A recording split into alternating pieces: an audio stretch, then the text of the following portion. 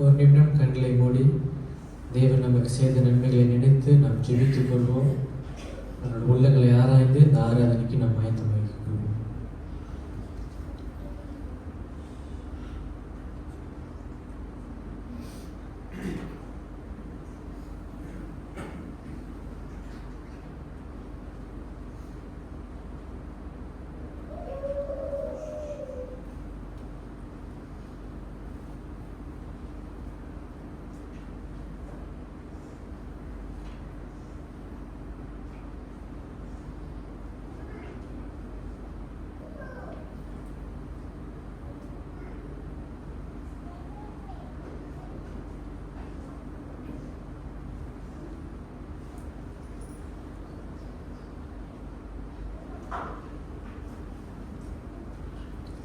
சங்கீதம் 136 வசனம் 1-3 நான் வாசிக்கிறேன்.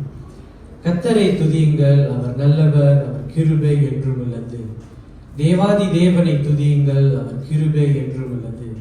கர்த்தாதி கர்த்தரை துதியுங்கள், அவர் கிருபை என்றும் உள்ளது.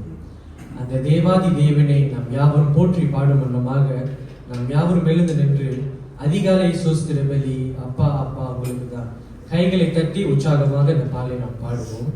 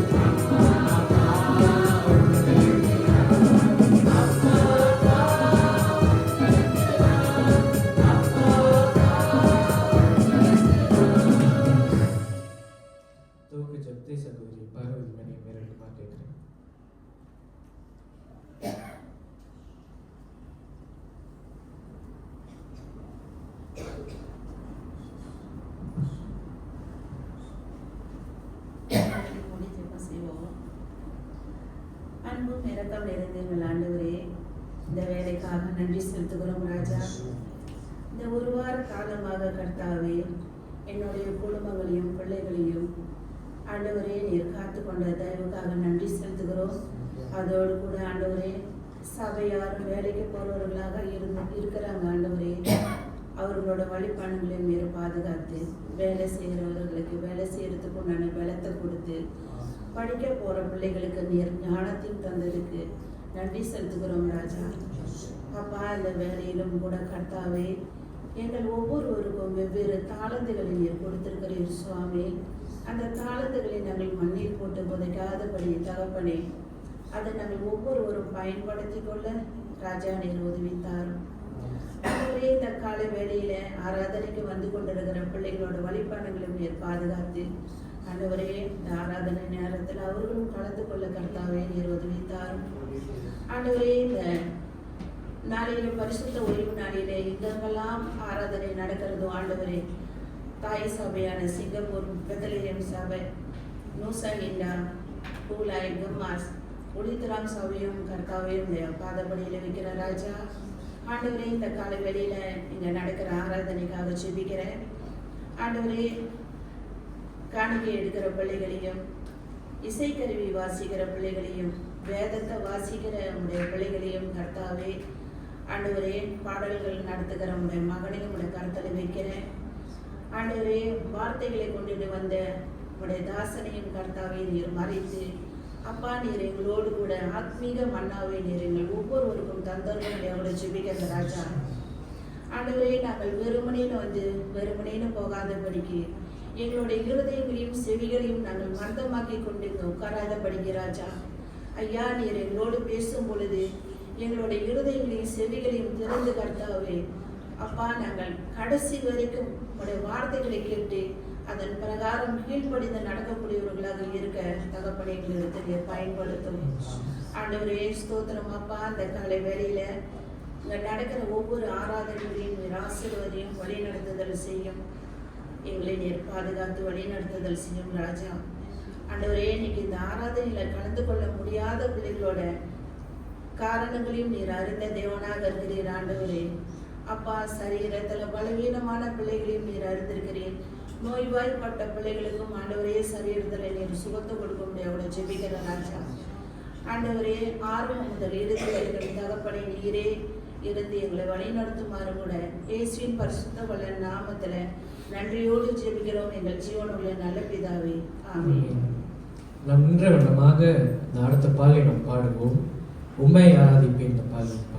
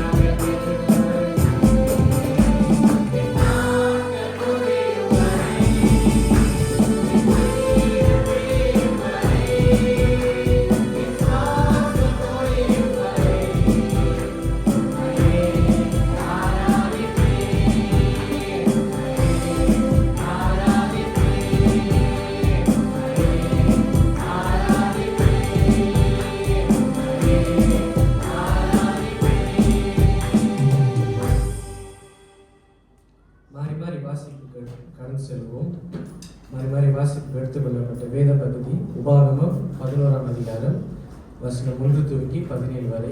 நாம் யாவரும் எழுந்து நின்று சேர்ந்து வாசிக்கலாம்.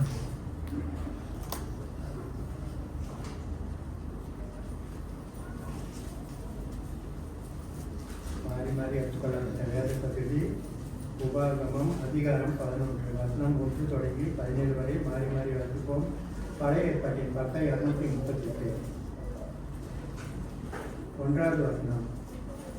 நீ உன் தேவனாகிய கர்த்தரிடத்தில் அன்பு கூர்ந்து அவருடைய பிரமாணங்களையும் அவருடைய கட்டளைகளையும் அவருடைய நியாயங்களையும் அவருடைய கற்பனைகளையும் எப்பொழுதும் கைக்கொள்வாயாக.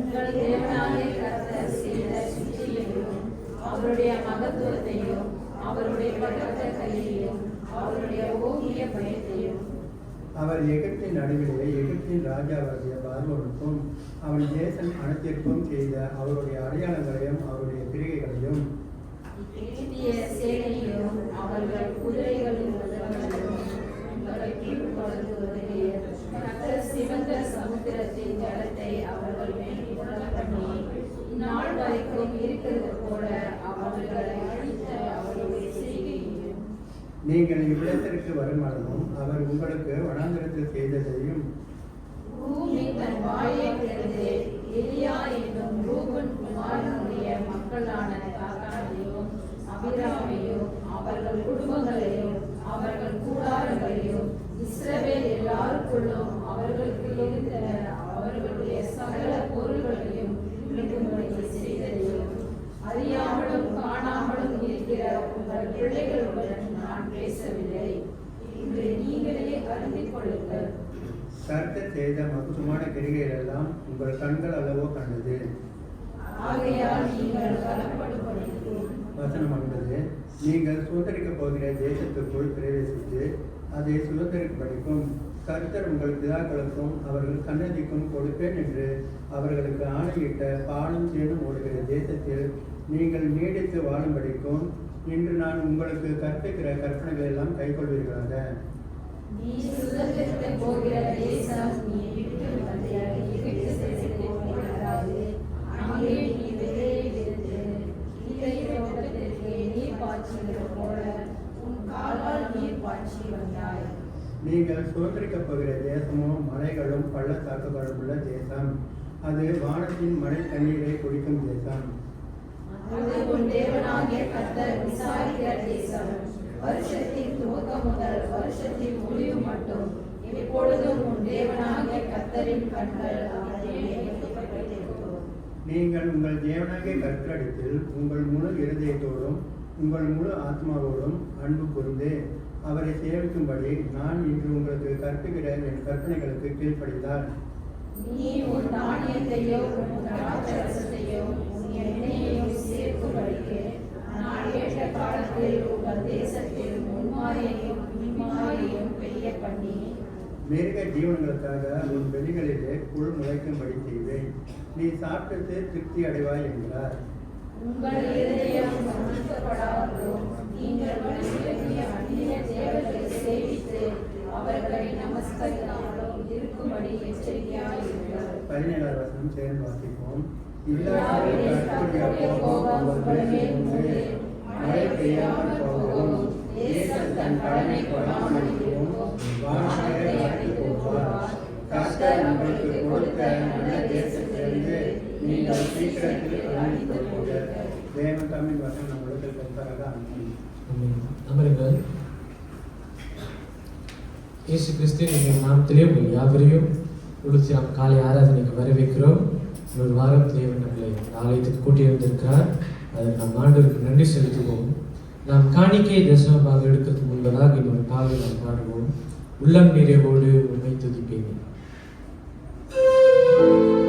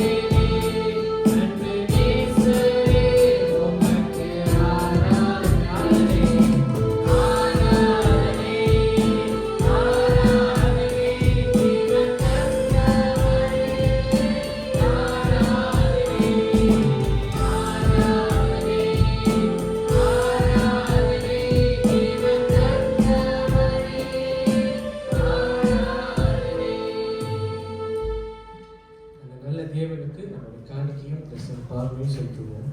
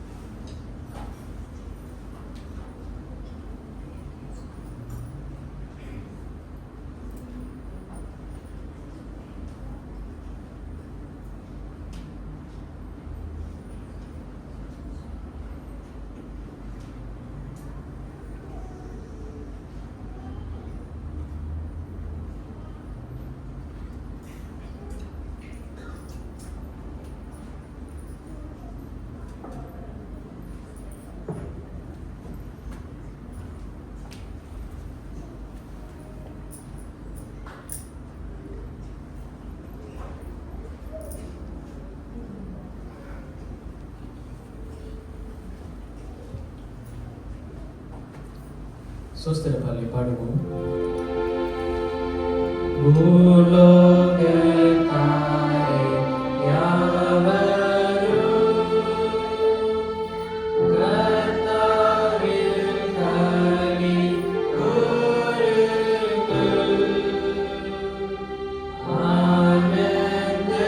ஆனந்தத்தோடே சோஸ்திரம்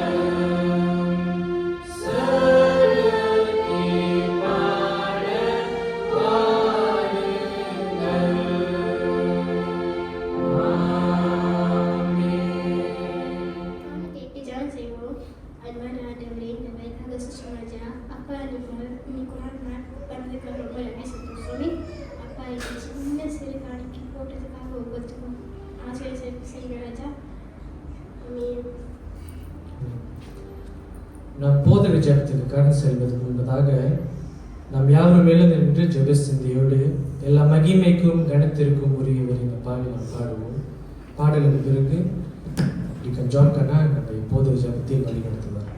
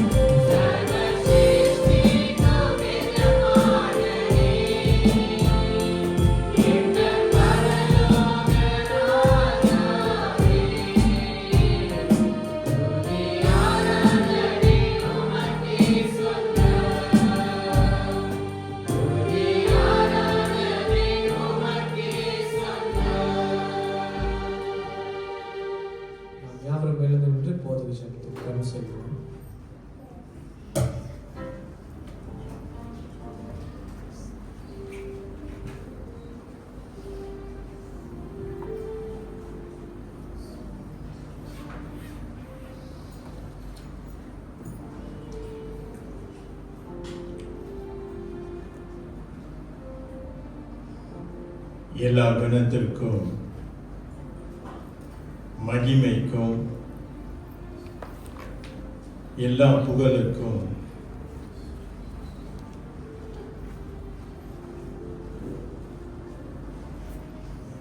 உரிய எங்கள் அன்பின் பரலோக தகப்பனே, நாங்கள் ஏறெடுத்த பாடல்கள்,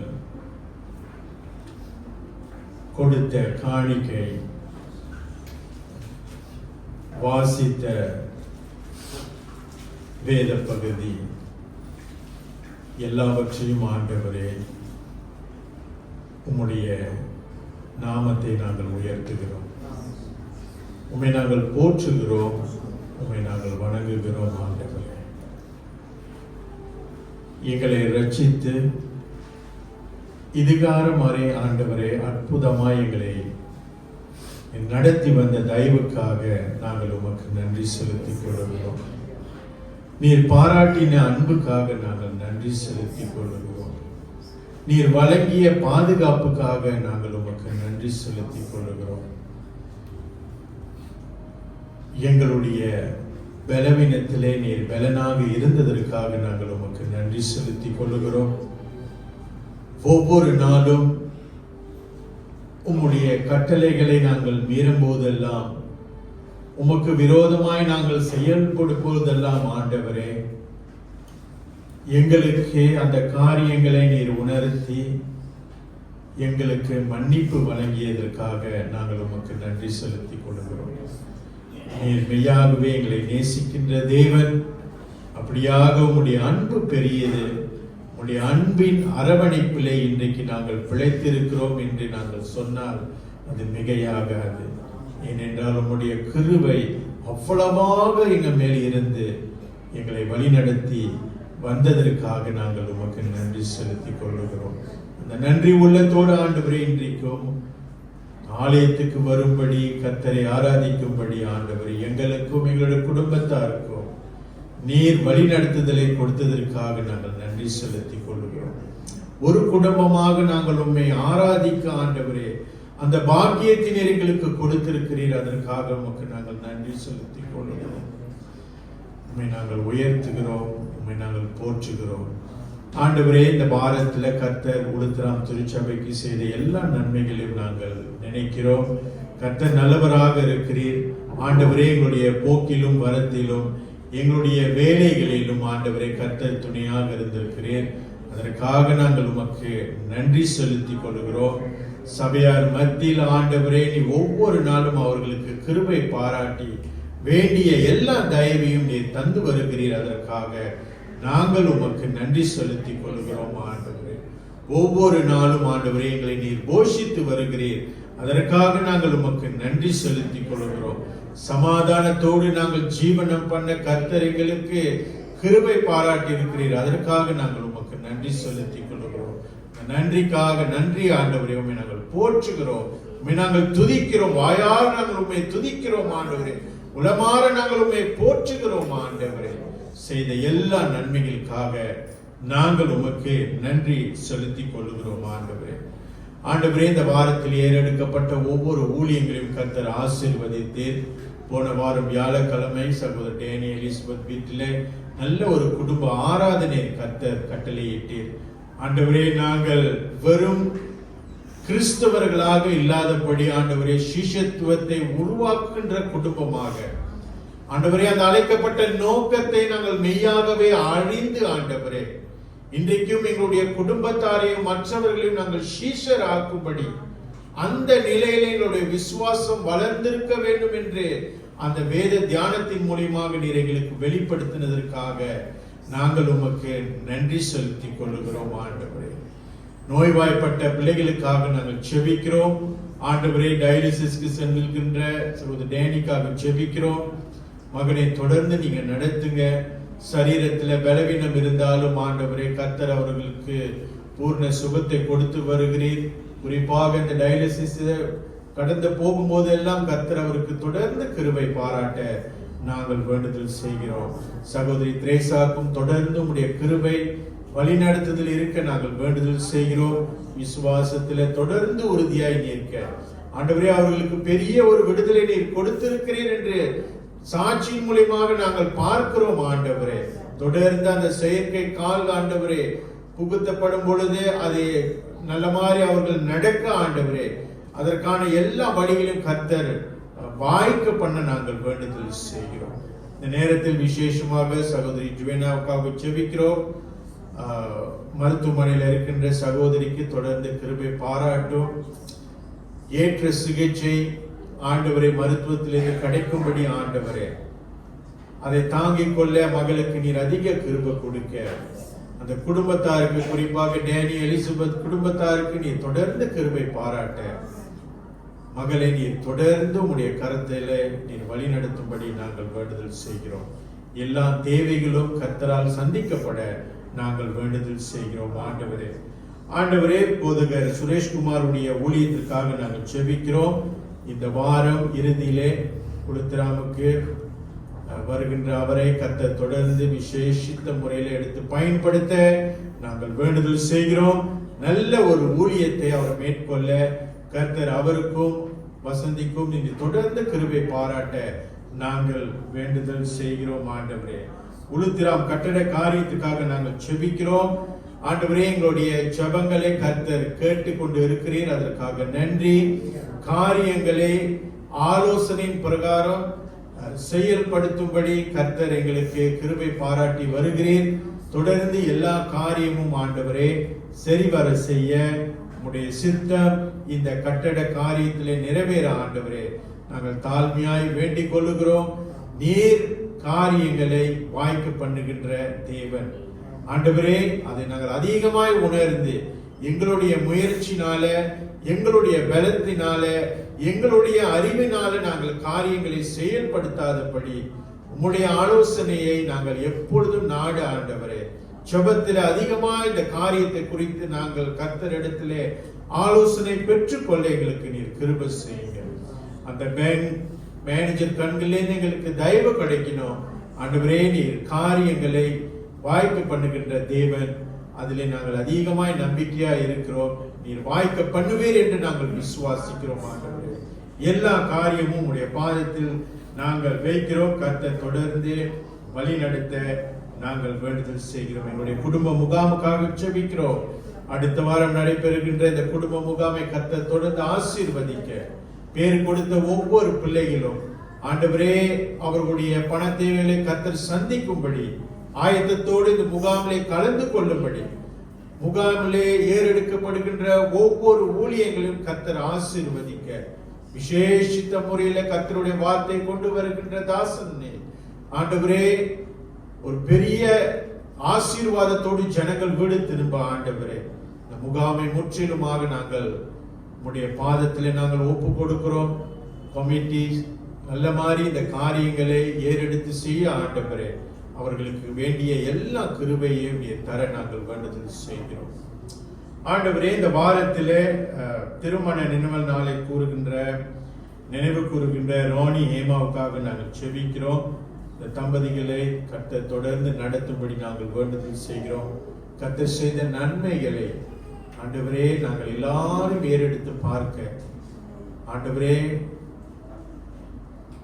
எங்களுடைய வாழ்க்கையில இன்னும் நடக்காத காரியங்களை குறித்து நாங்கள் யோசிக்காதபடி கர்த்தர் செய்து முடித்த காரியங்களை நாங்கள் அதிகமாக யோசிக்க, அதற்காக நாங்கள் நன்றி உள்ளவர்களாக இருக்க ஆண்டவரே எங்கள் எல்லாருக்கும் நீர் கிருபை பாராட்டும். தொடர்ந்து ரோனிக்கும் ஏமாக்கும் பிள்ளைகளுக்கும் கர்த்தருடைய கிருபை இருக்க நாங்கள் வேண்டுதல் செய்கிறோம். குடும்பம் தொடர்ந்து கர்த்தரை தேடும்படி ஆண்டவரே நீர் அவர்களுக்கு காரியங்களை வாய்க்க பண்ண நாங்கள் வேண்டுதல் செய்கிறோம். சகோதரர் டேனிக்காக நாங்கள் ஜெபிக்கிறோம். பிறந்த நாளை எத்தனிக்கின்ற சகோதரர் டேனியை தொடர்ந்து நீர் வழி நடத்தும். மகன் சபையில செய்கின்ற ஊழியங்களை கர்த்தர் தொடர்ந்து ஆசீர்வதிக்க ஆண்டவரே அவருடைய குடும்ப காரியங்கள், வேலை காரியங்கள் கர்த்தர் எல்லாம் ஆசீர்வதித்து கொடுக்க நாங்கள் வேண்டுதல் செய்கிறோம். நல்ல ஒரு கமிட்டியில நல்ல ஒரு தலைவனாக இருந்து எல்லா காரியங்களையும் செயல்படுத்த ஆண்டவரே மகனுக்கு தொடர்ந்து வேண்டிய கிருபையை நீர் கொடுக்கும்படி நாங்கள் வேண்டுதல் செய்கிறோம். ஆண்டவரே, இப்படியாக எங்களுடைய தேசத்துக்காக நாங்கள் ஜெபிக்கிறோம். நீர் ஆசீர்வாதமான தேசத்தை எங்களுக்கு நீர் கொடுத்திருக்கிறேன். ராஜாக்களை நீர் கொடுத்திருக்கிறேன். அதிகாரிகளை நீர் கொடுத்திருக்கிறேன். ஆண்டவரே, சட்டத்திட்டங்களுக்கு நாங்கள் கீழ்ப்படியும்படி எங்களை நாங்கள் உடைய பாதத்திலே நாங்கள் ஒப்பு கொடுக்கிறோம். ஆண்டவரே, அரசாங்கத்துக்கும் சட்டத்துக்கும் விரோதமாய் நாங்கள் செயல்படாதபடி ஆண்டவரே, எங்களுடைய தேவன் பரிசுத்த தேவன், உண்மையுள்ள தேவன், நீதி உள்ள தேவன். அப்படியாக உடைய ஜனங்கள் நாங்களும் இந்த காரியத்திலே நாங்கள் ரொம்ப சர்வ ஜாக்கிரதை உள்ளவர்களாக இருந்து ஆண்டவரே, இந்த நாட்டு சட்டத்திட்டங்களுக்கு நாங்கள் கீழ்ப்படிய எங்களுக்கும் நீர் கிருபை பாராட்ட நாங்கள் வேண்டுதல் செய்கிறோம். சபையில் இருக்கின்ற வாலிப பிள்ளைகளுக்காக நாங்கள் ஜெபிக்கிறோம். படிக்கின்ற பிள்ளைகளுக்காக நாங்கள் ஜெபிக்கிறோம். ஆண்டவரே, வாழ்க்கையின் எதிர்காலத்தை கர்த்தருடைய பாதத்தில் வைத்து கர்த்தருடைய சித்தத்தை புரிந்து கொண்டு கர்த்தருடைய சித்தத்தை செயல்படுத்துகின்ற பிள்ளைகளாக ஆண்டவரே, இந்த உலக விருப்பம் அல்ல, உலக காரியம் அல்ல, ஆனாலும் உம்முடைய காரியத்திலே உம்முடைய சித்தத்தை செய்கின்ற பிள்ளைகளாக ஆண்டவரே நீர் தொடர்ந்து அவங்களை வழி நடத்துங்க. வாழ்க்கையில வருகின்ற எல்லா விதமான போராட்டத்தில ஜெயம் கொள்ளுகின்ற பிள்ளைகளாக ஆண்டவரே, தேவன் என்னோடு இருக்கிறார், ஜெயம் கொடுக்கின்ற தேவன் என்னோடு இருக்கிறார் என்ற அந்த நம்பிக்கையில விசுவாசத்துல பிள்ளைகள் தொடர்ந்து முன் செல்ல கிருபை பாராட்டும். சிறு பிள்ளைகளுக்காக நாங்கள் ஜெபிக்கிறோம். அவர்களை தொடர்ந்து நீர் நடத்துங்க ஆண்டவரே. நல்ல பாதுகாப்பு கொடுங்க ஆண்டவரே. இந்த சின்ன வயசுல கர்த்தரை அறிகின்ற அறிவில ஞானத்துல வளரும்படி பிள்ளைகளுக்கு தொடர்ந்து நீர் கிருபை பாராட்ட நாங்கள் வேண்டுதல் செய்கிறோம். இன்றைக்கும் உடைய வார்த்தை கொண்டு வந்த தாசனுக்காக ஜெபிக்கிறோம். அவரை மறைத்து உடைய வார்த்தையை பேசும்படி ஆண்டவரே, அவரை நீர் அபிஷேகித்து நடத்தும்படி நாங்கள் ஜெபிக்கிறோம். உடைய வசனத்துக்காக நாங்கள் காத்திருக்கிறோம். எங்களுடைய காதுகளை நாங்கள் மந்தமாய் வைக்காதபடி ஆண்டவரே திறந்து, எங்களுடைய இருதயங்களை திறந்து கர்த்தருடைய சத்தத்திற்கு நாங்கள் காத்திருக்க தொடர்ந்து நீர் எங்களை வழி நடத்தும். மீண்டுமாக ஆண்டவரே, எங்களுடைய சகல குற்றக்குறைகள், பலவீனங்கள், பாவங்கள் எங்களுக்கு தயவாய் மன்னித்து ஆண்டவரே, இந்த ஆராதனையிலே தொடர்ந்து நீர் இடைப்படும்படி அருமை இரட்சகரான இயேசு கிறிஸ்துவின் இனிய நாமத்தில் ஜெபத்தை எடுக்கிறோம் நல்ல பிதாவே, ஆமென். சபையார் அமருங்கள். வேத வாசிப்புக்கு நாம் கடந்து செல்வோம். வேத வாசிப்புக்கு பிறகு சகோதரமே கர்த்தருடைய வார்த்தையை பகிர்ந்துக்கிறோம்.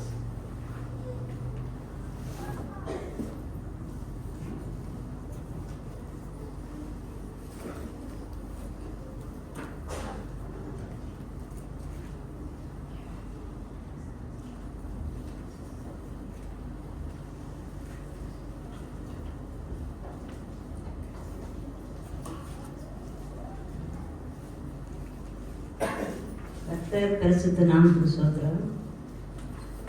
தீர்க்கதரிசியுடைய புத்திரரில் ஒருவனுக்கு மனைவியாய் இருந்த ஒரு ஸ்திரீ எலிசாவை பார்த்து, உமது அடியனாக என் புருஷன் இறந்து போனான், உமது அடியான் கர்த்தருக்கு பயந்து நடந்தான் என்பதை அறிவீர். கடன் கொடுத்தவன் இப்பொழுது என் 2 குமாரரையும் தனக்கு அடிமைகளாக்கிக் கொள்ள வந்தான் என்றான். எலிசா அவளை நோக்கி, நான் உனக்கு என்ன செய்ய வேண்டும்? வீட்டில் உனக்கு என்ன இருக்கிறது சொல் என்றான். அதற்கு அவள், ஒரு குடம் எண்ணெய் இல்லாமல் உமது அடியானுடைய வீட்டில் வேறொன்றும் இல்லை என்றாள். அப்பொழுது அவன், நீ போய் உன்னுடைய அயல் வீட்டுக்காரர் எல்லாரிடத்திலும் அநேக பாத்திரங்களை கேட்டு வாங்கி உள்ளே போய் பிள்ளைகளுடன் உள்ளே நின்று கதவை பூட்டி அந்த பாத்திரங்களை எல்லாவற்றிலும் வார்த்து இணைந்ததை ஒரு பக்கம் வை என்றான். அவன் அவனிடத்தில் இருந்து போய் தன் பிள்ளைகளுடைய கதவை பூட்டிக் கொண்டு இவர்கள் பாத்திரங்களை அவனிடத்தில் கொடுக்க அவள் அவைகளில் வார்த்தாள். அந்த பாத்திரங்கள் நிறைந்த பின்பு அவள் தன் மகன் ஒருவனை நோக்கி, இன்னும் ஒரு பாத்திரம் கொண்டு வா என்றான். அதற்கு அவன், வேறே பாத்திரம் இல்லை என்றான். அப்பொழுது எண்ணெய் நின்று போயிற்று. ஆமென்.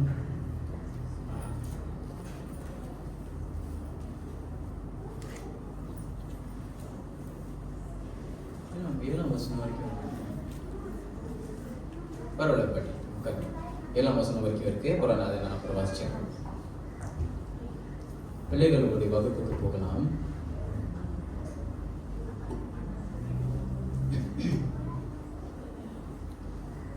பிரியமானவர்களே, மீண்டுமாக மத்தியிலே தேவனுடைய வார்த்தையை பகிர்ந்து கொள்ள தேவன் கொடுத்த அந்த மாபெரும் சாக்கியத்துக்காக நான் அதிகமாக நன்றி செலுத்துகிறேன். தேவன் நம் வாழ்க்கையிலே செய்த நன்மைகள் ஏராளம். இன்றைக்கு நாம் பாடின பாடல்கள் எல்லாம் பார்க்கும்போது நம்முடைய உள்ளத்தை தொடக்கூடிய பாடல்களாக இருந்தது. அவர் செய்த நன்மைகள் ஏராளம். நாம் அவருக்கு நன்றி செலுத்த வேண்டியவர்களாய் நாம் இருக்கிறோம். ஆனால் பிரியமானவர்களே, விசுவாச ஜீவியம் என்று சொல்லும்போது அது ஒரு சவாலான ஒரு காரியமாகவே நமக்கு இருக்கிறது.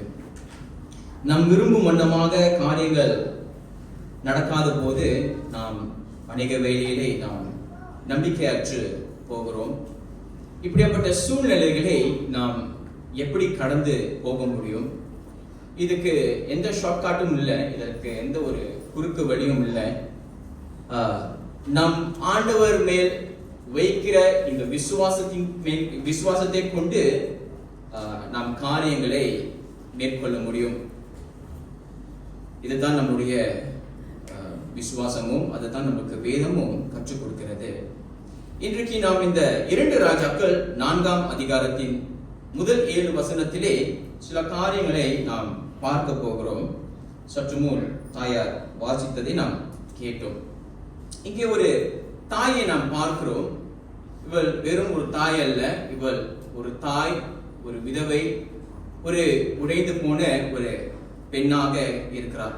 இந்த வாக்கியத்தை நாம் அநேக முறை நாம் வாசித்திருப்போம். இன்றைக்கு உங்க மத்தியிலே இந்த வேத பகுதியிலே நான் சில காரியங்களை உங்க மத்தியிலே வைக்க விரும்புகிறேன். இந்த தேவ செய்தியினுடைய தலைப்பு பாத்திரங்களை நிரப்பும் விசுவாசம். பாத்திரங்களை நிரப்பும் விசுவாசம். Faith that fills the jars. 3 காரியங்களை உங்க மத்தியிலே நான் வைக்க விரும்புகிறேன். முதல் காரியமாக, உங்கள் இக்கட்டான நேரத்தில் தேவனிடம் திரும்புங்கள். ஸ்லைட்ல இருக்கு. உங்கள் இக்கட்டான நேரத்தில் தேவனிடம் திரும்புங்கள். In your desperate moment, turn to God. இரண்டாவதாக, உங்கள் துன்ப நேரத்தில் தேவனுக்கு கீழ்ப்படியுங்கள். In your distress, obey God. மூன்றாவதாக, தேவன் ஒருவரே உங்கள் வல்லமையுள்ளவராய் இருக்கிறார் என்று விசுவாசியுங்கள். Trust that God alone is your provider. நாம் முதல் புள்ளிக்குள்ளாய் நாம் கடந்து போவோமாக. உங்கள் இக்கட்டான நேரத்தில் தேவனிடம் திரும்புங்கள். இந்த பகுதியை நாம் வாசிக்கும் போது தேவனுடைய அற்புதத்தை நாம் அங்கே பார்க்கிறோம். முதலாவது இந்த முதல் வசனத்தில் நாம் பார்க்கிறோம், இந்த விதவை எலிசாவை அணுகுவதை நாம் பார்க்கிறோம். இந்த விதவைக்கு ஒரு பெரிய ஒரு பிரச்சனை. என்ன பிரச்சனை என்று பார்க்கும்போது, முதலாவது இந்த விதவை என்று சொல்லும் போது கணவனை இழந்த ஒரு ஸ்திரீ. ஓகே, கணவனை இழந்து விட்டாள். இரண்டாவதாக, இந்த விதவைக்கு இருந்த பிரச்சனை நாம் பார்க்கும்போது, கணவன் மரித்து போனார். அதே வேளையிலே தன்னுடைய வாழ்க்கையிலே தன்னுடைய குடும்பத்துக்கு என்ன விட்டுட்டு போயிருக்காரு? கடனை விட்டுட்டு போயிருக்கிறாரு. கடனை விட்டுட்டு போயிருக்கிறாரு. மூன்றாவது பிரச்சனை என்னன்னு பார்க்கும்போது, கடன் கொடுத்தவர் இந்த விதவைகளுடைய 2 மகன்களையும் அடிமையாக்கிக் கொள்ள அவர்களை தேடி வராங்க. பிரியமானவர்களே, என்ன ஒரு கஷ்டமான ஒரு நிலை என்று நாம் கற்பனை பண்ணி பார்க்கும்போது, அது ரொம்ப ரொம்ப ஒரு கஷ்டமான ஒரு நிலை. கணவன் இல்லாத ஒரு சூழ்நிலை, கடன் நிறைந்த ஒரு வாழ்க்கை, பிள்ளைகளுக்கு பாதுகாப்பு இல்லை, கடன் கொடுத்தவன் தேடி வரான். பிரியமானவர்களே, இந்த வேதத்தில் நாம் பார்க்கும்போது, இந்த லேவியராகமம் 25ஆம் அதிகாரம் 39 41 வசனத்தில் நாம் வாசிக்கும் போது அங்கு என்ன எழுதியிருக்கிறது என்றால், மோசையினுடைய பிரமாணங்களின்படி, the Mosaic law, அங்கு என்ன எழுதியிருக்கிறது என்றால், கடன் வாங்கினவன் கடனை மறுபடியும் அவனால் செலுத்த முடியவில்லை என்றால், கடனை மறுபடியும் கட்ட முடியவில்லை என்றால், அவன் தன்னை எப்படியாக விற்றுக் கொள்ளலாம் என்றால் கூலிக்காரனாக அவன் விற்றுக் கொள்ளலாம். ஒரு கூலிக்காரனாக, ஹையர் சர்வன்ட், கூலிக்காரனாக தன்னை விற்றுக் கொள்ளலாம். எத்தனை ஆண்டுக்கு என்று நாம் பார்க்கும்போது யுபிலி ஆண்டு மட்டும். எத்தனை பேருக்கு தெரியும் யுபிலி ஆண்டு என்றால் என்ன என்று? இன்னைக்கு நம்ம நிறைய பேர் சில்வர் ஜூப்ளி, கோல்டன் ஜூப்ளி எல்லாம் நம்ம செலிப்ரேட் பண்றோம். யுபிலி ஆண்டு என்று சொல்லும் போது 50 வருஷம். அப்ப நீங்க நினைச்சு பாருங்க, அவன் 20 வயசுல கடன் பட்டிருந்தானா அவன் எத்தனை வருஷம் வரைக்கும் வேலை செய்யணும்? எத்தனை வயசு வரைக்கும் வேலை செய்யணும்? 70 வயசு வரைக்கும் அவன் ஒரு கூலிக்காரனாக கடன் கொடுத்தவனுக்கிட்ட அவன் வேலை செய்ய வேண்டும். அவன் கடன் வாங்கினவன் இறந்து போன பட்சத்துல யார் அடுத்தது வர முடியும்? அவர்களுடைய மனைவியோ அவர்களுடைய பிள்ளைகளோ. அதனாலதான் இந்த மோசேயின் பிரமாணத்தின்படி அந்த கடன் கொடுத்தவன் யாரை தேடி வருகிறான்? அவனுடைய 2 பிள்ளைகளை அவன் தேடி வருகிறதை நாம் பார்க்கிறோம். இந்த சூழ்நிலையை நாம் சற்றே சிந்தித்து பார்ப்போமானால் மிகவும் ஒரு வேதனையான ஒரு நிலை.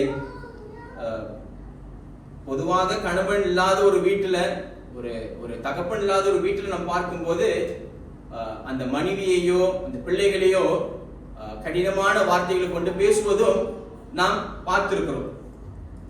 ஆனால் பிரியமானவர்களே, இன்றைக்கு நாம் அந்த விதவையினுடைய சூழ்நிலையில் நாம் இருப்போம் என்ற நம்மளுடைய ரியாக்ஷன் என்ன? நம்ம என்ன வழிகளை நாம் தேடுவோம்?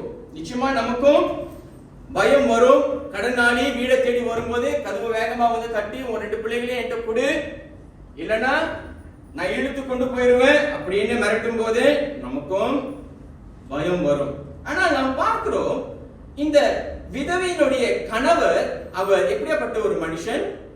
அவர் யாராக இருந்தார் என்றால், அவர் தீர்க்கதரிசிகளின் புத்திரராய் இருந்தார் என்று நாம் பார்க்கிறோம். அவர் தேவனுக்கு பயந்து நடந்த ஒரு மனுஷன் என்று அவருடைய மனைவி சொல்கிறாங்க. யார்கிட்ட சொல்றாங்க? எலிசா கிட்ட சொல்றாங்க. இந்த இந்த இந்த பகுதியை வாசிக்கும் போதே எனக்கும் சில கேள்விகள் இருந்தது. தேவனுக்கு பயந்து நடந்த மனுஷன், தீர்க்கதரிசிகளின் புத்திரராய் இருந்த ஒரு மனுஷன், அவன் இறந்து போகும்போது இப்படியாப்பட்ட ஒரு கடன் பிரச்சனையில குடும்பத்தை விட்டுட்டு போயிட்டாரே, ஏன் ஆண்டவர் இதை அனுமதித்தார்?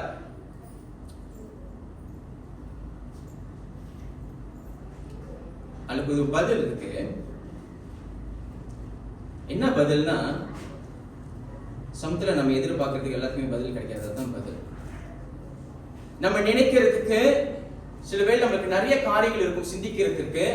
ஏன் இது நடந்தது, ஏன் இப்படி நடந்தது, ஏன் இது அனுமதித்தார் ஆண்டவர் என்று நாம் நினைக்கும் போது சில வேளை நமக்கு அதுக்குரிய பதில் நமக்கு கிடைக்காது. ஆனால் நம் நோக்கமாய் நம் கண்ணோக்கமாய் இருக்க வேண்டிய காரியம் என்னவென்றால், the thing that we need to focus என்னவென்றால், இந்த இக்கட்டான நேரத்திலே இந்த விதவை யாரிடம் திரும்புகிறாள்? யாரிடம் திரும்புகிறாள் என்று பார்க்கும்போது தீர்க்கதரிசியாக இருந்த எலிசாவிடம் அவள் திரும்புகிறாள். தீர்க்கதரிசியிடம் திரும்புகிறாள் என்று சொல்லும் போது அவள் தேவனிடம் திரும்புகிறாள் என்று அர்த்தம். அந்நாட்களில் தேவன் தீர்க்கதரிசிகளை கொண்டு அவருடைய சுத்தத்தை வெளிப்படுத்துவார். அவர் சொல்லவருக்கும் காரியங்களை அவர் வெளிப்படுத்துவார். ஒரு பிரச்சனை ஜனங்களுக்கு இருக்குமானால் தீர்க்கதரிசிகளை தேடி தேவனுடைய சித்தத்தை அவர்கள் அறிந்து கொள்வார்கள். இப்ப இந்த விதவை தாய் தன்னுடைய சூழ்நிலையிலே, தன்னுடைய இக்கட்டான சூழ்நிலையிலே அவள் யாரிடம் திரும்புகிறாள் என்று பார்க்கும்போது அவள் எலிசாவிடம் திரும்புகிறாள். அவள் தேவனிடம் திரும்புகிறதை நாம் பார்க்கிறோம். இங்கே 2வது வசனத்துல எலிசா கேட்கிறாரு, உன் வீட்டுல என்ன இருக்கு? நான் உனக்கு என்ன செய்ய முடியும்? எலிசாவை நோக்கி, நான் உனக்கு என்ன செய்ய வேண்டும்? வீட்டில் உன்னிடத்தில் என்ன இருக்கிறது சொல் என்றாள். அதற்கு அவள், ஒரு குடம் எண்ணெய் அல்லாமல் உமது அடியாளுடைய வீட்டில் வேறொன்றும் இல்லை என்றாள்.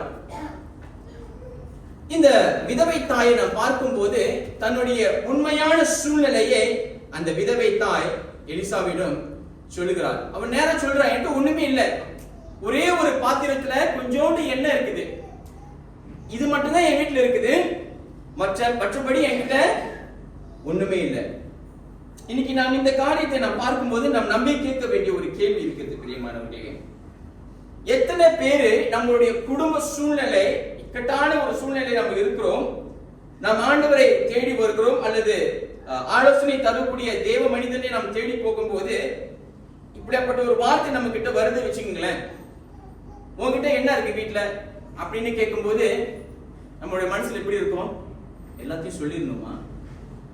உண்மையாலே இதுதான் என் சூழ்நிலையில எல்லாமே நான் சொல்லணுமா? என் வீட்டில் இருக்கிற எல்லா சூழ்நிலையும் நம்ம சொல்லணுமா? இல்லை இந்த பிரச்சனையை மட்டும் சொல்லிடுவோமா? இந்த விதவை தாய் வெட்கப்படாமல் தன்னுடைய உண்மையான சூழ்நிலையை அவள் வெளிப்படுத்துகிறார்.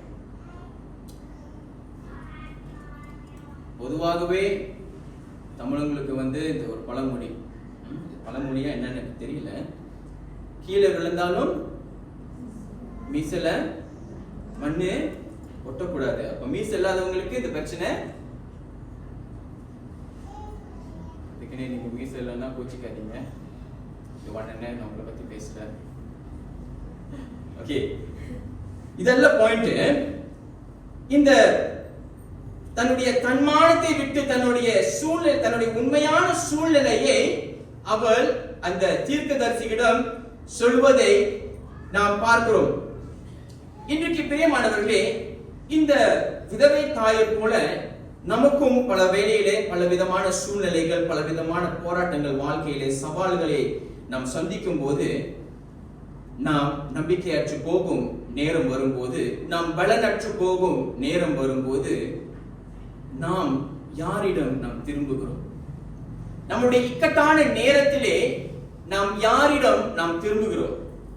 மனிதனை நோக்கி பார்க்கிறோமா அல்லது ஆண்டவரை நோக்கி நாம் பார்க்கிறோமா? நம்மளுடைய இருளான சூழ்நிலை, நம்ம டக்கஸ்ட் மூமெண்ட், நம்மளுடைய விசுவாச நிலை அது வெளிப்படும். நம்மளுடைய தாழ்ந்திருக்கிற நேரத்தில் தான் நம்மளுடைய உண்மையான விசுவாசம் வெளிப்படும். நமக்கு எல்லாம் இருக்கும் போது, நமக்கு எல்லாம் சுமூகமாக அமையும் போது நாம் ஆண்டவரிடம் விசுவாசமாய் இருப்பது சுலபம். எனக்கு எல்லாமே இருக்கு, நான் ஆண்டவரை நம்புறேன், எனக்கு எல்லாமே இருக்கு, என் குடும்பம் நல்லா இருக்குது, எனக்கு நல்ல ஒரு வேலை இருக்குது, நல்ல சம்பாத்தியம் இருக்குது, எனக்கு வீடு இருக்குது, வாசல் இருக்குது, எல்லாமே இருக்குது. ஹல்லேலூயா, பிரைஸ் தி லார்ட்.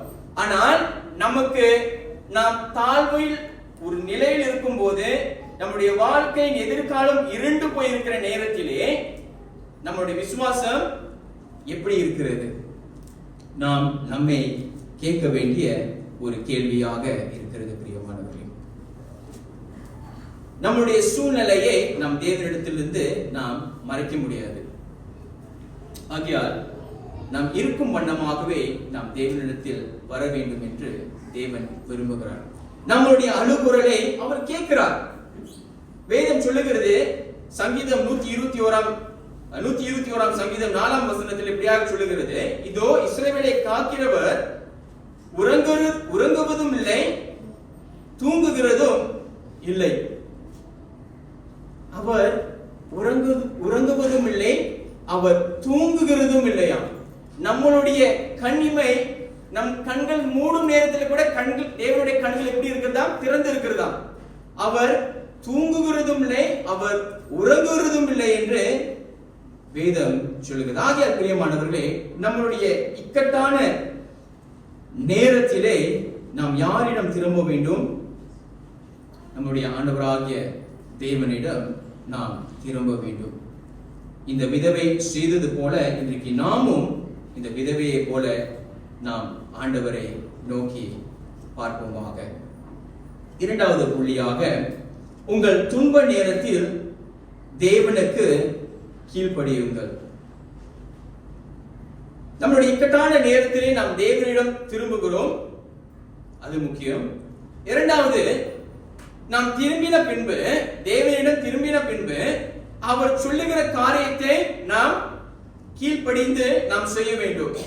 இந்த 2 ராஜாக்கள் 4ஆம் அதிகாரத்தில் நாம் பார்க்கும்போது, இங்க எலிசா இந்த விதவை தாய்கிட்ட என்ன சொல்றாருன்னா, அப்பொழுது அவன் 3வது வசனம், அப்பொழுது அவர், நீ போய் உன்னுடைய அயல் வீட்டுக்காரர் எல்லாரிடத்திலும் அநேகம் வெறும் பாத்திரங்களை கேட்டு வாங்கி உள்ளே போய் உன் பிள்ளைகளுடன் உள்ளே நின்று கதவை பூட்டி அந்த பாத்திரங்கள் எல்லாவற்றிலும் வார்த்து நிறைந்ததை ஒரு பக்கத்தில் வை என்றான். இப்ப அந்த தாய்க்கு வார்த்தை வருது, என்ன செய்யணும்னா அயல் வீட்டுக்காரர் அவருடைய நேபர் கிட்ட எல்லாம் போயிட்டு என்ன செய்யணும், வெறும் பாத்திரங்களை எடுத்துட்டு வர வேண்டும். இது எலிசா கிட்ட இருந்து வர்ற வார்த்தை, தேவனிடம் இருந்து வருகிற வார்த்தை. நீ என்ன பண்ணு, உன்னுடைய அயல் வீட்டுக்காரர் உன்னுடைய நேபர் கிட்ட எல்லார் வீட்லயும் போட்டிருக்கு. நீங்க நல்லா வாசிங்க. நம்ம ஆண்டோடைய வார்த்தையை வாசிக்கும் போது நம்ம கவனமா வாசிக்கணும். உன்னுடைய அயல் வீட்டுக்காரர் எல்லாரிடத்திலும் நீ போய் என்ன செய்யணும்னா வெறும் பாத்திரங்களை நீ வாங்கிட்டு வா. வாங்கிட்டு வந்து என்ன செய்யணும், உன்கிட்ட இருக்கிற அந்த எண்ணெயை எல்லாம் வெறும் பாத்திரங்களிலும் நீ வார்க்க வேண்டும். நீ வார்த்து நிறைந்ததை எங்க வைக்க வேண்டும், ஒரு மூலையில நீ வச்சிரு. இது ஆண்டவருடைய வார்த்தை இந்த ஸ்திரீ கிட்ட வருகிறது. பிரியமானவர்களே, ஒருவேளை நாம் அந்த ஸ்திரீனுடைய இடத்தில் இருப்போமானால், நமக்கு இப்படியாப்பட்ட ஒரு சூழ்நிலை ஏற்பட்டிருக்கிற வேலையில அவர் சொல்றாரு, பக்கத்து வீட்டுல போயிட்டு நீ வெறும் பாத்திரத்தை, எல்லா வீட்லயும் போயிட்டு வெறும் பாத்திரத்தை நீ வாங்கிட்டு வா. உனக்கு கொஞ்சோண்டு எண்ணெய் இருக்குதுல்ல, அந்த எண்ணெயை எடுத்து நீ எல்லா பாத்திரங்களிலும் ஊத்துன்னு சொன்னா நம்ம செய்வோமா, செய்ய மாட்டோமா? முத கேள்வி, இது நடக்குமா? அவர் சொல்றாரு, சாத்தியமா? கொஞ்சோண்டு எண்ணெய் தான் என்கிட்ட இருக்கு, இத்தனை வெறும் பாத்திரங்களை நான் போய் கொண்டு வந்து நான் என்ன செய்ய போறேன்? எப்படி அந்த வெறும் பாத்திரங்களை இந்த கொஞ்சோண்டு எண்ணெயை வைத்து நான் நிரப்ப போகிறேன் என்கிற கேள்வி நம்ம அனைவருக்கு, நிறைய பேருக்கு இப்படிப்பட்ட ஒரு கேள்வி எழும். இந்த சம்பவத்துக்கு பின்பாக, இந்த சம்பவத்துக்கு பிறகு ஒரு சம்பவம் நடக்குது. நாகமான் என்கிற ஒரு குஷ்டரோகி, அவர் யாருன்னா நூற்றுக்கு அதிபதியாக இருந்த நாகமான் என்கிற ஒரு குஷ்டரோகி. அவருக்கும் அவருடைய வாழ்க்கையில ஒரு பெரிய ஒரு பிரச்சனை, குஷ்டரோகம் அவரை தொட்டுனது. அப்ப அவருடைய பணிப்பெண் கிட்ட இருந்து ஒரு ஆலோசனை வருது, நீ இப்படியா போயிட்டு இந்த தேசத்துல ஒரு தீர்க்கதரிசி இருக்கிறாரு, நீ போய் அவங்களை பாருங்க எஜமானனே, உங்களுடைய பிரச்சனை எல்லாம் தீர்ந்துடும். ஸோ அவரும் போறாரு, இந்த எலிசாவை தேடி அவர் போறாரு. அப்ப எலிசா வந்து உள்ள இருந்தே வார்த்தையை அனுப்புறாரு. அவர் அனுப்பல, அவருடைய ஊழியக்காரரை வைத்து வார்த்தையை அனுப்புறாரு. அப்போ அவர் ரொம்ப கோவப்படுறாரு. நான் இவ்வளவு பெரிய ஆளு, நான் வந்திருக்கிறேன், இவன் என்கிட்ட வந்து பேசாம ஆளை அனுப்பி என்கிட்ட பேசுறான். வார்த்தை வருது, யோர்தான் நதியில நீ 7 வாட்டி போயிட்டு என்ன சொல்றது, டீப் பண்றது, என்ன சொல்றது, மூழ்குறதா தமிழ்ல என்ன சொல்லுவாங்க, மூழ்குறது. போயிட்டு 7 வாட்டி போயிட்டு மூழ்கிட்டு நீ வெளியே வா, உனக்கு எல்லா பிரச்சனையும் தீர்ந்துரும் அப்படின்னு. உன் பிரச்சனை எல்லாம் தீர்ந்துரும். அதாவது அவன் பிரச்சனை என்னன்னா குஷ்டரோகம். உன் குஷ்டரோக பிரச்சனை உன்னை விட்டு தீர்ந்துரும். அது கேட்டோட நாகமானுக்கு தாங்க முடியல, எரிச்சல், கோபம்.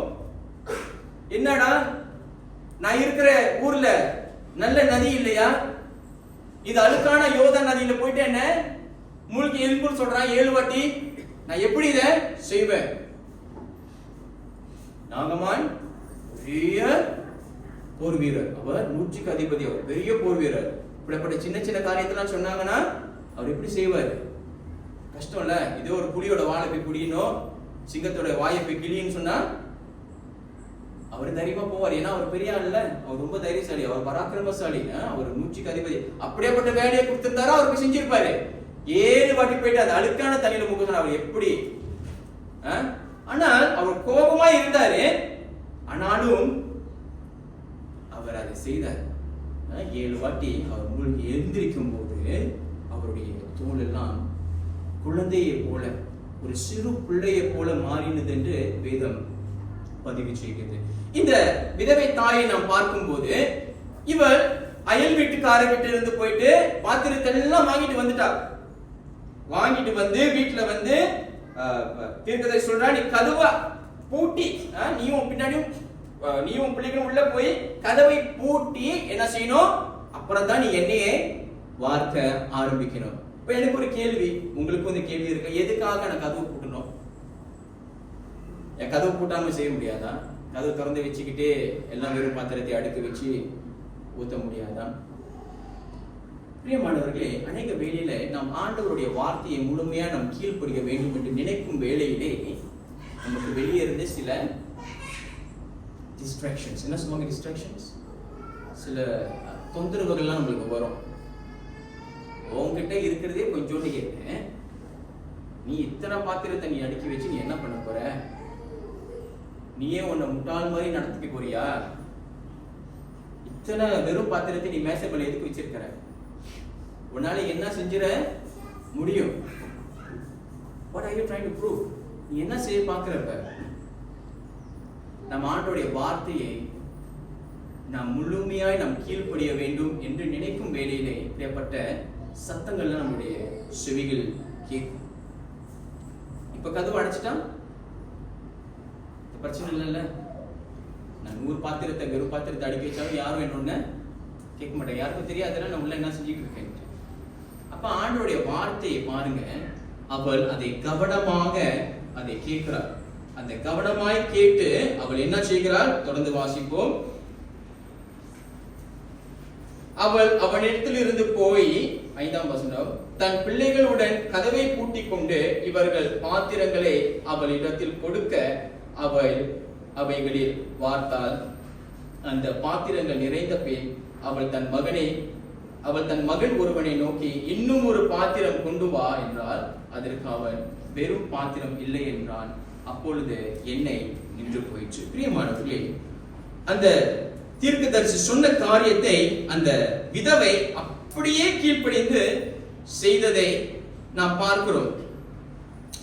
இன்னைக்கு நம்மளுடைய வாழ்க்கையிலும் பிரியமானவர்களே, நம்ம ஆண்டவருடைய வார்த்தைக்கு நாம் கீழ்ப்படியும் போது, ஆண்டவருடைய வார்த்தையை நாம் கீழ்ப்படிய வேண்டும் என்று நம் சில தீர்மானங்களை நாம் எடுக்கும் போது இப்படியாப்பட்ட அனாவசியமான சத்தங்கள் நமக்கும் வரும். ஆனால் நாம் எப்பொழுது ஆண்டவருக்கு நான் கீழ்ப்படிய வேண்டும் என்று உறுதியாய் நாம் நிற்கும் போது அங்கே காரியங்கள் நடக்கும்.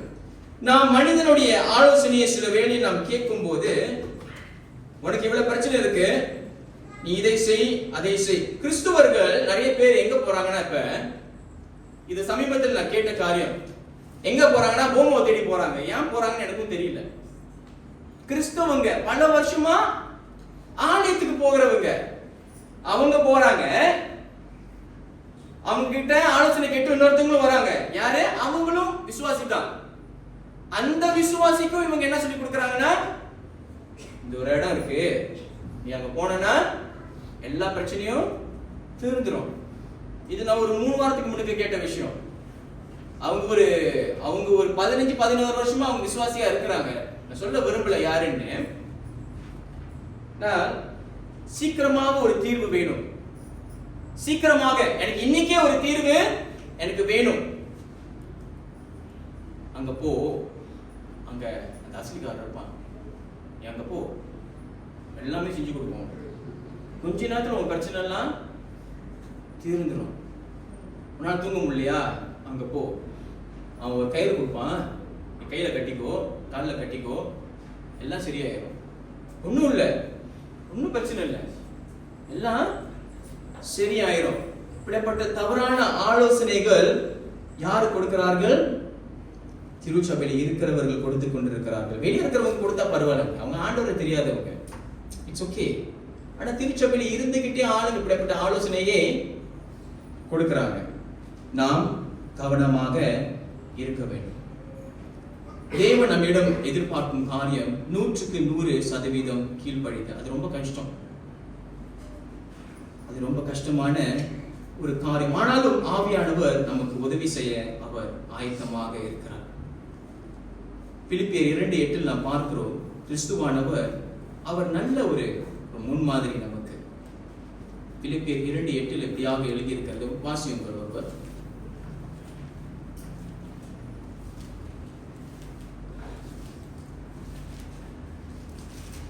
வாசிக்கிறேன்.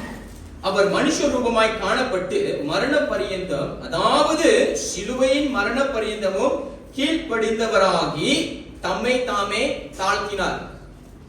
மரண பரியந்தம், அதாவது சிலுவையின் மரண பரியந்தமும் கீழ்ப்படிந்தவராகி, இயேசு கிறிஸ்துவே அவர் பிதாவுக்கு கீழ்ப்படிந்து அவருடைய சித்தத்தை அவர் செய்கிறதை நாம் பார்க்கிறோம். இந்த விதவை தாயை நாம் பார்க்கும்போது, இந்த தாயும் தேவனிடத்திலிருந்து வந்த கட்டளையின்படி அவள் சொன்னதை கேட்டு அவள் காரியங்களை செய்கிறார். நாம் சற்றே நினைத்து பார்ப்போம்.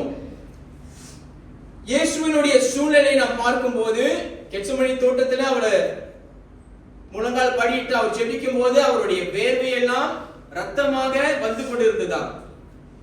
அவர் சொல்றாரு, இந்த பாத்திரம் உமக்கு சித்தமான என்னை விட்டு நீங்கும்படி செய்யும், ஆனாலும் ஆகிலும் என் சித்தம் அல்ல உமது சித்தமே நடக்கட்டும்னு இயேசு சொல்றார். இன்றைக்கு பிரியமானவர்களே, நமக்கும் இப்படிப்பட்ட சோதனை, நமக்கு இப்படிப்பட்ட சவால்கள், வேதனைகள் நம்மை சூழும் போது பிரியமானவர்களே, ஆண்டவருடைய வார்த்தையிடம்தான், ஆண்டவருடைய வார்த்தையிலிருந்து தான் நாம் வெளிச்சத்தை பெற்றுக்கொள்ள முடியும், விடுதலையை பெற்றுக்கொள்ள முடியும் என்று அந்த விசுவாசம் முதலாவது நமக்கு இருக்க வேண்டும்.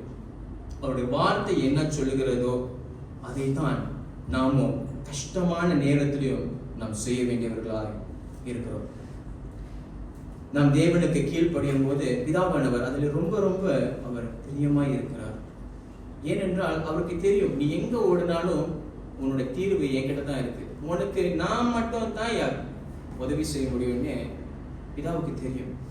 அதனால தான் அவர் ரொம்ப விரும்புகிறாரு, நாம் அவரை தேடி அவருடைய வார்த்தைக்கு கீழ்ப்படிந்து நாம் செயல்பட வேண்டும் என்று தேவன் விரும்புகிற காரியமாக இருக்கிறார். சோ இந்த விதவை தாய் அப்படியாய் அவள் கீழ்ப்படிந்து அவள் செய்தார். மூன்றாவது புள்ளியாக, இறுதியாக சிற்றமாக நான் அதை சொல்லுகிறேன். மூன்றாவது புள்ளியாக, தேவன் ஒருவரே உங்கள் வழங்குனராய் இருக்கிறார். வழங்குனர் என்று சொல்லும்போது தெரியுதா? வழங்குகிறவர். அவர் ஒருவர் தான் உங்களுக்கு கொடுக்க முடியும், அவர் ஒருவர் தான் உங்களுக்கு அருள முடியும், வழங்க முடியும். வழங்குனராய் இருக்கிறார். The Lord alone is your provider. அநேக வேளையிலே நமக்கு சில தேவைகளை நம்மால் சொந்தமா சந்திக்க முடியலன்னா நம்ம விரக்தி அடைந்து விடுவோம். We get frustrated. இந்த சின்ன விஷயத்தை கூட என்னால செய்ய முடியல, இந்த சின்ன ஒரு தேவையை கூட என்னால சந்திக்க முடியல. ஏன் பிரியமானவர்களே நமக்கு இப்படிப்பட்ட ஒரு சிந்தை நமக்குள்ளாய் வருகிறது? ஏன் இந்த சிறிய தேவையை கூட என்னால சந்திக்க முடியல என்கிற இந்த விரக்தி, நம் விரக்தி அடைந்து விடுகிறோம். Why are we getting frustrated? பதில் ரொம்ப ஈஸி. பதில் என்ன ஐயா? ரொம்ப ஈஸினா நம்ம என்ன செய்து விடுகிறோம்? அநேக வேளையிலே நம்மளுடைய சுய பலத்தின் மேல் நாம் சார்ந்து இருக்கிறோம். என்னால இதை செஞ்சிட முடியும், இது ரொம்ப சிம்பிளான விஷயம், இது ரொம்ப கச்சாம்புத்தியான விஷயம், என்னால செஞ்சு முடிச்சிட முடியும், ஒன்னும் பிரச்சனை இல்லை, எனக்கு பலன் இருக்கு, எனக்கு வயசு இருக்கு, நான் எல்லாமே செஞ்சிருவேன் அப்படின்னு நம்ம நினைக்கிற வேலையில ஒரு காரியத்தை நம்மளால செய்ய முடியலன்னா நம்மளுக்கு ரொம்ப கோபம் வரும். இந்த இண்டிபெண்டா இருக்கிற தாய் தகப்பன்மார்கள், அவர்களுக்கு சில வேளையில இந்த வியாதி அவர்களை தொடும் போது, அவர்கள் வீல் சேர் இருக்கிறாங்களோ, அவர்களுடைய வாழ்க்கையை அந்த படுத்த படுக்கை ஆகும்போது அநேக வேளையில அவர்களும் அவருடைய சூழ்நிலையில் நம்ம நினைச்சு பார்க்கும்போது அவங்களுக்கும் ரொம்ப ஃப்ரஸ்ட்ரேட்டட், விரக்தி அடைந்து விடுவார்கள். நான் இந்த ஒரு காலத்துல எல்லாமே சொந்தமா செஞ்சேன், இப்ப நான் எல்லாருக்காகவும் காத்திருக்க வேண்டியதா இருக்குது, இவங்க எனக்கு இது உதவி செய்வாங்கன்னு நான் எதிர்பார்த்து நிற்க வேண்டியதா இருக்குது, நான் இருக்கிறத விட பேசாம போயிட்டா எல்லாருக்கும் நல்லது, எனக்கும் நல்லது, நான் ஏன் மற்றவங்களுக்கு கஷ்டம் கொடுக்கணும், மனம் அடிந்து போகிற நேரம். தேவன் ஒருவர் தான் நமக்கு உதவி செய்ய முடியும். பிரியமானவர்களே, நம்முடைய விசுவாசத்தை நம்மேல் வைப்பது காட்டிலும் இந்த உலகம் நமக்கு கற்றுக் கொடுக்கிறது, you trust in yourself, you believe in yourself, you can do everything, whatever you want to do you can do. நீ நினைச்சதெல்லாம் நீ செஞ்சிடலாம், உன்னோட மைண்ட் செட்ல இருக்கு எல்லாமே, உன்னால முடியும். தவறு கிடையாது, உங்களால முடியும்னா தேவன் நமக்கு கொடுக்கிற பலத்துல நம்ம என்னால் எல்லாம் செய்ய முடியும். என்னை பலப்படுத்துகிற கிறிஸ்துவினால் எல்லாவற்றையும் செய்ய எனக்கு பலன் உண்டு. என்னை பலப்படுத்துகிற கிறிஸ்துவினால், என்னுடைய சொந்த பலன் இல்லை, என்னுடைய பராக்கிரமம் இல்லை. வேதம் சொல்லுகிறது பலத்தினாலும் அல்ல, பராக்கிரமத்தினாலும் அல்ல, தேவ ஆவினால் எல்லாம் கூடும் என்றுதான் தேவன் சொல்கிறார். வேதம் நமக்கு கற்றுக் கொடுக்கிறது. அப்ப நம்மளுடைய சுய பலத்துல நம்ம எல்லாமே செஞ்சிருவேன், என்னால செய்ய முடியும் அப்படின்னு நினைக்கும் போது, இப்படிப்பட்ட ஒரு சூழ்நிலை நமக்கு ஏற்படும் போது இதுதான் நம்முடைய ரியாக்ஷன். நம்ம ஃப்ரஸ்ட்ரேட்டட் ஆகும், நம்ம விரக்தி அடைந்து விடுவோம். ஆனால் இந்த விதவை தாயை நாம் பார்க்கும்போது அவள் முழுமையாய் அவள் தேவனை விசுவாசித்த ஒரு தாயாக இருப்பதை நாம் பார்க்கிறோம். பிரியமானவர்களே, அவள் விசுவாசித்ததனால் ஒரு அற்புதம் அன்றைக்கு நடந்தது. ஒரு அற்புதம் அன்றைக்கு நடந்தது. அவள் சொன்னபடியே அவள் செய்ததினால் வெறும் பாத்திரங்கள் நிரப்பப்பட்டது. வெறும் பாத்திரங்கள் அந்த சிறு எண்ணெயினால் நிரப்பப்பட்டது என்பதை நாம் பார்க்கிறோம். What is a miracle? அற்புதம் என்றால் என்ன? அற்புதம் என்பது இயற்கைக்கு அப்பாற்பட்ட ரீதியிலே தேவன் தன்னுடைய வல்லமையினால் காரியங்களை செயல்படுத்தும் ஒரு செயல். இயற்கைக்கு அப்பாற்பட்ட ரீதியிலே, அப்ப மனுஷனுடைய கட்டுப்பாட்டுக்குள்ள இல்லாத ஒரு காரியம், மனுஷனால் செய்ய முடியாத ஒரு காரியம், அது தேவனால் செய்ய முடியும், அது தேவனுடைய வல்லமையினால் செய்ய முடியும். அதுதான் அற்புதம். இப்ப இந்த டாக்டர்ஸ் எல்லாம் சொல்றாங்க, what medical miracle. Medical miracle, yes, அவங்களுக்கு வியாதி இருந்தது, அந்த வியாதி 100% இல்லாமல் போயிடுச்சு. இது எப்படி நடக்கும்? அற்புதம். தேவன் மட்டும்தான் இந்த காரியத்தை செய்ய முடியும். இயற்கைக்கு அப்பாற்பட்ட ரீதியிலே தேவன் செயல்படும் போது இந்த காரியங்கள் எல்லாம் நடக்கும். பிரியமானவர்களே, இன்றைக்கு நம்மளுடைய கேள்வி என்னவென்றால், நம்ம கிட்ட எவ்வளவு இருக்கிறது என்று முக்கியம் இல்லை. இந்த ஸ்திரீ தனக்கு இருந்தது கொஞ்சோண்டு எண்ணெய், அதை பார்க்கிறது. உங்களிடம் எவ்வளவு இருக்கிறது என்று முக்கியம் அல்ல, உங்களிடம் இருப்பதை கொண்டு தேவன் எவ்வளவு செய்ய முடியும். How much God can do with what you have.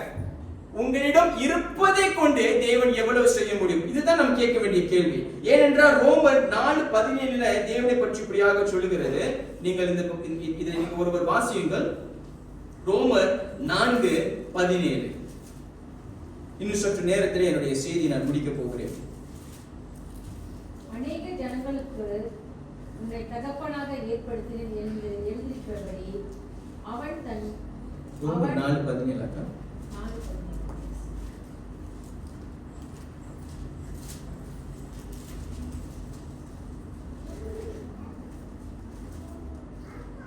அநேக ஜாதிகளுக்கு உன்னை தகப்பனாக ஏற்படுத்தினேன் என்று மன்னிக்கவும்.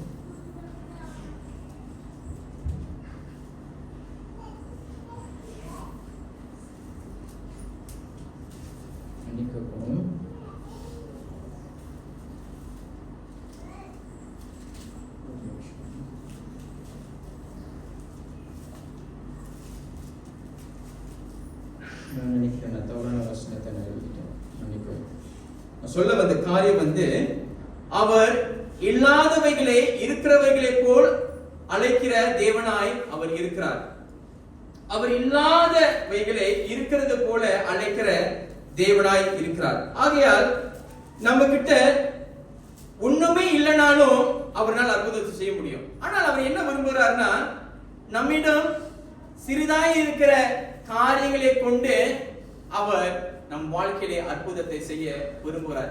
ஏன் இப்படிப்பட்ட அற்புதத்தை அவர் செய்ய வேண்டும்? நம்முடைய விசுவாசம் உறுதிப்படுவதற்காக. இப்ப ஒண்ணுமே இல்லாத இடத்துல ஒரு அற்புதம் நினைச்சு நம்மளே பயந்துருவோம். இப்ப உங்க ரூம்ல திடீர்னு நீங்க காலையில வந்து பார்க்கும்போது ஒரு பெரிய பேங்க்ல நிறைய பணம் இருந்துச்சுன்னா உங்களுக்கு பயம் வரும்ல. உங்களுக்கு அந்த நேரத்துல உண்மையிலே உங்களுக்கு ஒரு தேவை இருக்கு, இவ்வளவு இத்தனை லட்சம் காசு நான் செட்டில் பண்ண வேண்டியது இருக்கு, கடைக்காரர்கிட்ட தேடி வராங்க. திடீர்னு உங்க ரூம்ல பார்த்தா அங்க ஒரு பேக்ல நிறைய எவ்வளவு இருக்கு, நிறைய பணம் இருக்கு. உங்களுக்கு பயம் வருமா வராதா? எனக்கு உண்மையிலே ரொம்ப பயம் வரும். திடீர்னு நீங்க விரும்பின ஒரு ஹார்லி டேவிட்சன் மோட்டரோ இல்ல BMW காரோ திடீர்னு உங்க வீட்டு மணிக்கு வந்து உங்க 5 அடியில பக்கிங்ல இருந்துச்சுன்னா உங்களுக்கு பயம் வருமா வராதா? ஆண்டவர் அந்த மாதிரி எல்லாம் செய்ய விரும்பல. பிரியமானவர்களே, நம்ம கிட்ட இருக்கிற சிறு விஷயத்தை கொண்டு அவர்னால் பெரிய காரியத்தை செய்ய முடியும். ஏனென்றால் அவர் நம்மளுடைய விசுவாசத்தை அவர் பார்க்கிறார். உங்ககிட்ட இவ்வளவுதான் இருக்கு, ஆனா இதை கொண்டு என்னால் பெரிய காரியங்களை செய்ய முடியும். 2 மீன்கள் 5 அப்பம். அவர் கேட்கிறாரு, என்ன இருக்கு சாப்பிட, அதை கொண்டு வா. அவரால் இல்லாத இடத்த கல்ல கூட அவரால் அப்பமாக்க முடியும். ஆனால் அவர் எதை விரும்புகிறார்? இருக்கிறத கொண்டு வா, நீ இருக்கிறத கொண்டு வா. ஆண்டவர் அதை அவர் ஆசீர்வதிப்பார். இருக்கிற கொஞ்சோண்டு எண்ணெயை நீ கொண்டு வா, அதை வைத்து ஆண்டவர் பெரிய காரியங்களை செய்வோம். உங்களுக்கு இருக்கிறத கொஞ்சோண்டு அந்த காரியத்தை நீங்க கொடுங்க. கொஞ்சோண்டு இருக்கல, நீங்க அது விசுவாசமா ஆண்டவருக்கு கொடுங்க. கர்த்தர் பெரிய காரியத்தை செய்வார். அதுதான் விசுவாசம். 6ஆம் வசனத்தை நாம் பார்த்து முடிப்போம். 2 ராஜாக்கள் 4ஆம் அதிகாரம் 6வது வசனத்துக்கு மீண்டுமாய் நாம் கடந்து போவோம். 6ஆம் வசனத்துல நாம் பார்க்கிறோம், அந்த பாத்திரங்கள் நிறைந்த பெண் அவள் தன் மகன் ஒருவனை நோக்கி, இன்னும் ஒரு பாத்திரம் கொண்டு வா என்றாள். அதற்கு அவன் வேற பாத்திரம் இல்லை என்றான். அப்பொழுது எண்ணெய் நின்று போயிற்று. அவள் போய் தேவனுடைய மனுஷனுக்கு அதை அறிவித்தாள். அப்பொழுது அவன், நீ போய் அந்த எண்ணெயை விற்று உன் கடனை தீர்த்து மீதத்தை கொண்டு நீயும் உன் பிள்ளைகளும் ஜீவனம் பண்ணுங்கள் என்றார். பிரியமானவர்களே, தேவன் எப்படி ஒரு தீர்வை அந்த விதவை தாய்க்கு கொடுக்கிறார் என்று பார்க்கும். விசுவாசத்தை கொண்டு, அந்த கீழ்ப்படுதலை கொண்டு தேவன் அந்த விதவை தாய்க்கு ஒரு அற்புதத்தை செய்கிறார். இன்றைக்கு பிரியமானவர்களே, உங்களுக்கும் எனக்கும் ஏதாவது ஒரு சூழ்நிலை நமக்கு தெரியாது, நம்ம யாரும் சொல்லவும் மாட்டோம். சில வேளையிலே அது நமக்கும் ஆண்டவருக்குள்ள காரியம். இது எப்படியாவது ஆண்டவர் எனக்கு முடிச்சு கொடுத்துருங்க, நான் ரொம்ப வருஷமா ஜெபிச்சிட்டு இருக்கேன், ஒரு பதில் வர மாட்டேங்குது, நான் ரொம்ப கஷ்டத்துல இருக்கிறேன், இந்த விஷயத்தினால நாம் விசுவாசத்தோடு தொடர்ந்து தேவனை நாம் அணுகுவோமானால் அந்த பிரச்சனைக்கும் தேவன் நமக்கு ஒரு தீர்வை தர அவருக்கு வல்லமை இருக்கிறது. இந்த எண்ணெய் கிறிஸ்துவில் அதன் முழுமையிலிருந்து நதியாய் பாயும் கிருபையின் சின்னம் என்று நாம் அதை எடுத்துக்கொள்ளலாம்.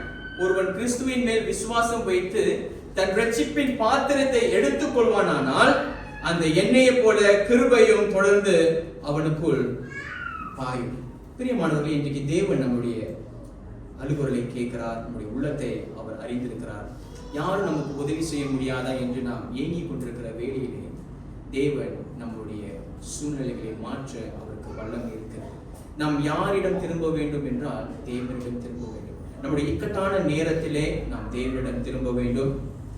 நம்முடைய துன்ப நேரத்திலே நாம் தேவனுக்கு கீழ்ப்படிய வேண்டும்.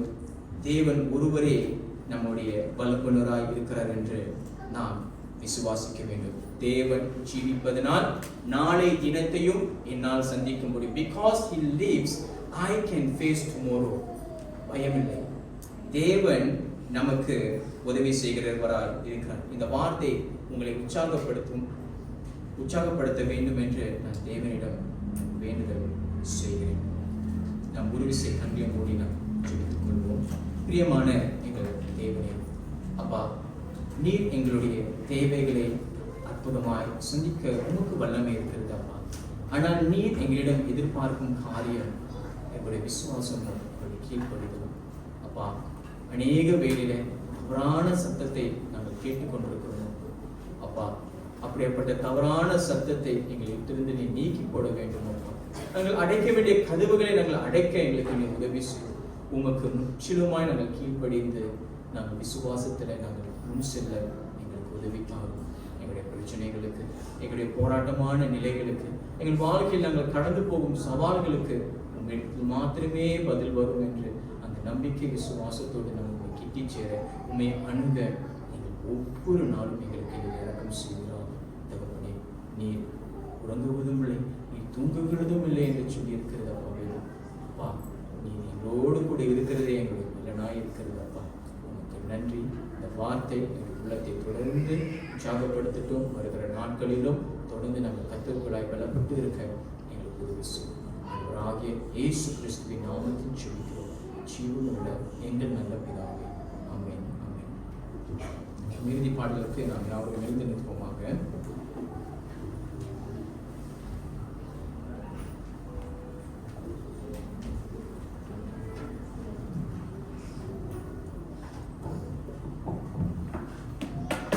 நாம் யாவரும் எழுந்து நின்று இறுதி பாடலை பாடுவோம். காக்கும் கரங்கள் உண்டு எனக்கு.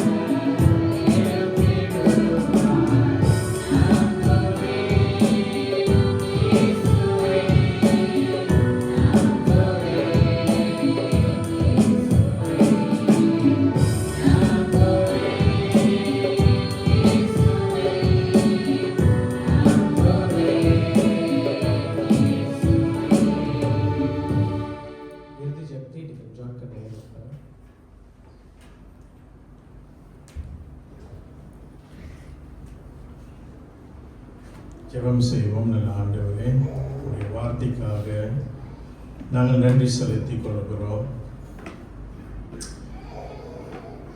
எங்களுடைய வாழ்க்கையில் ஆண்டவரை தொடர்ந்து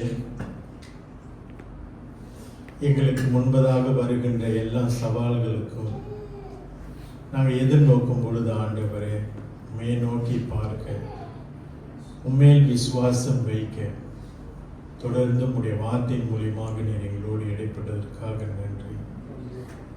இதுகாலம் வரை நீர் செய்த எல்லா நன்மைகளும் நாங்கள் ஏறெடுத்து பார்க்கின்ற தெய்வச்சனங்களாக நாங்கள் காணப்படணும் ஆண்டவர். மீண்டுமாக உடைய வார்த்தைக்காக நாங்கள் நன்றி செலுத்திக் கொள்கிறோம்.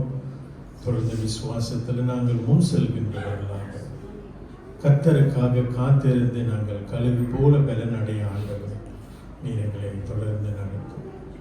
இயேசுவின் நாமத்தில் ஜெபிக்கிறோம் ஜீவனுள்ள நல்ல பிதாவே.